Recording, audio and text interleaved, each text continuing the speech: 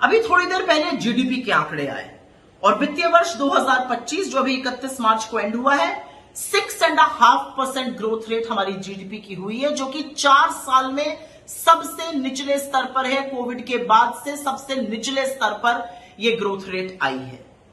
यहां पर यह बताना जरूरी है कि हिंदुस्तान इस टाइम पर 7% ग्रोथ रेट इकोनॉमी भी नहीं है।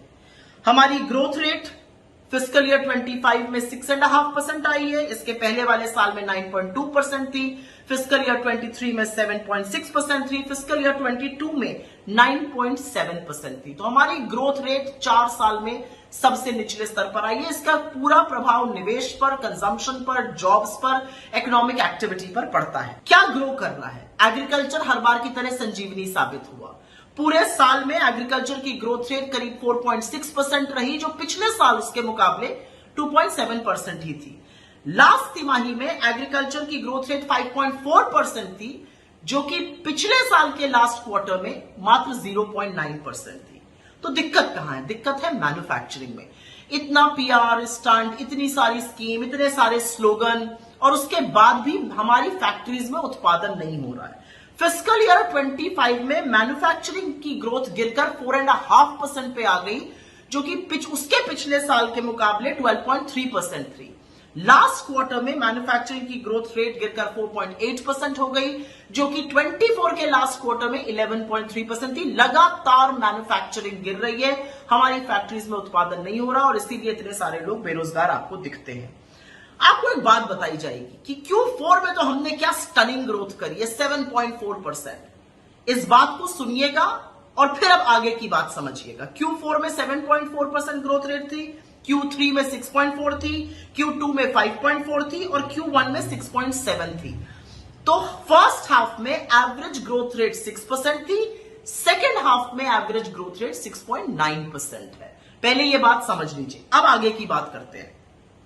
Q4 पर क्यों नहीं ढोल बाजे नहीं बजने चाहिए? क्योंकि ये मिसलीडिंग है, और ये मिसलीडिंग इसलिए है क्योंकि अगर आप Q4 का जीडीपी देखिएगा तो 7.4% ग्रोथ रेट है, लेकिन अगर Q4 का जीवीए देखिएगा तो वो 6.8% पर ही ग्रो हुआ है। ऐसा क्यों हुआ है? ऐसा इसलिए हुआ है क्योंकि सब्सिडी फोर्थ क्वार्टर में 45% डाउन है और गवर्नमेंट स्पेंडिंग चौगुनी हुई है। तो इकोनॉमिक ग्रोथ नहीं हुई है, सब्सिडी डाउन हुई है, गवर्नमेंट ग्रोथ चौगुनी हुई है, और इसलिए आपको Q4 का जीडीपी बढ़ा हुआ दिख रहा है। कुछ और आंकड़े समझ लीजिए। जो Q4 का नेट इनडायरेक्ट टैक्स ग्रोथ था वो 12.7% हुआ है, जबकि Q1, Q2 और Q3 का average net indirect tax growth मात्र 4% पर है। तो वहां से चौगुने से भी ज्यादा बढ़ोतरी हुई है। ये फिगर इसलिए भी मिसलीडिंग है, जैसा कि मैंने कहा, फर्स्ट हाफ में गवर्नमेंट स्पेंडिंग 4% थी, सेकेंड हाफ में गवर्नमेंट स्पेंडिंग लगभग 17% हो गई, और इसलिए ये बढ़ रहा है।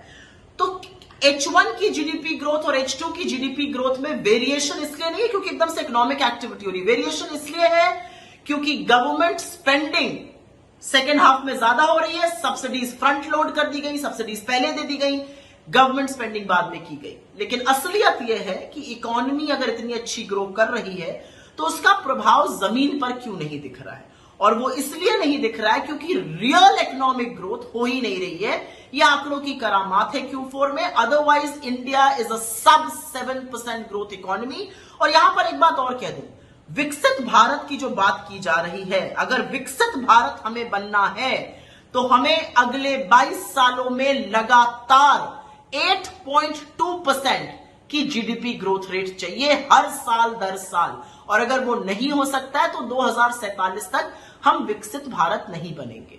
इसीलिए आंकड़ों को समझिए। 6.5% ग्रोथ रेट आई है, 8.2% चाहिए विकसित भारत के लिए। 4 साल में ये सबसे निचले स्तर पर है। इसका कुप्रभाव हमारे जॉब्स पर, हमारे निवेश पर, हमारे कंजम्पशन